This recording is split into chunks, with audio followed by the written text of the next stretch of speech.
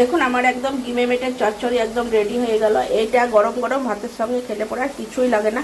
এটা দিয়ে ভাত খাওয়া হয়ে যাবে, দারুণ লাগে কিন্তু। কত সুন্দর লোভনীয় হয়েছে দেখুন, খেতেও খুব সুন্দর হয়। একবার করে খেয়ে দেখবেন সব।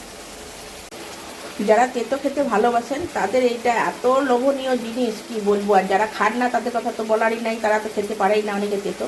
কিন্তু যারা ভালোবাসে তেতো খেতে, আমাদের মতন মানুষ যেমন আমরা খুব ভালোবাসি খেতে, আমাদের এটা খুব প্রিয়। আর কিছুই লাগবে না, খুব সুন্দর গরম গরম ভাতের সঙ্গে দারুণ লাগে। আজ দেখুন ডিমের শাক তুলে নিয়ে চলে এসছে মা। তো আজকে একদম ডিমের শাকের একটা রেসিপি করব। তো কীরকম করে করছি একবার দেখুন। ডিমের শাক খেতে খুব সুন্দর। আর ডিমের শাকে অনেক কিছু গুণও আছে। তা আমি এখানে ডিমের শাকের জন্য দেখুন পেঁয়াজ কেটে নিয়েছি, লম্বা লম্বা করে আলু কেটে নিয়েছি, বেগুন কেটে নিয়েছি, একটা কাঁচা লঙ্কা নিয়ে নিয়েছি। কড়াইয়ে তেল দিয়েছি, তেলের উপরে পাঁচফোড়ন দিয়ে দিয়েছি। এবার পেঁয়াজ, আলু, বেগুন সব একটা করে ভেজে নেবো আমি। পেঁয়াজটা ভেজে দেবো, তারপরে আলু বেগুন সবই ভেজে নেবো একসঙ্গে।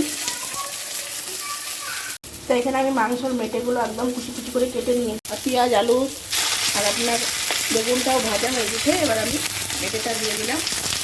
তারপরে এর মধ্যে দিয়ে দেবো নুন, হলুদ, সামান্য মিষ্টি, আর আদা রসুন কাঁচা লঙ্কা জিরে সব বাটা একসঙ্গে সব দিয়ে দেবো। তো এখানে সব কিছু মশলা নুন হলুদ আমি একবারে দিয়ে দিলাম। এবার ভালো করে কষে নেবো।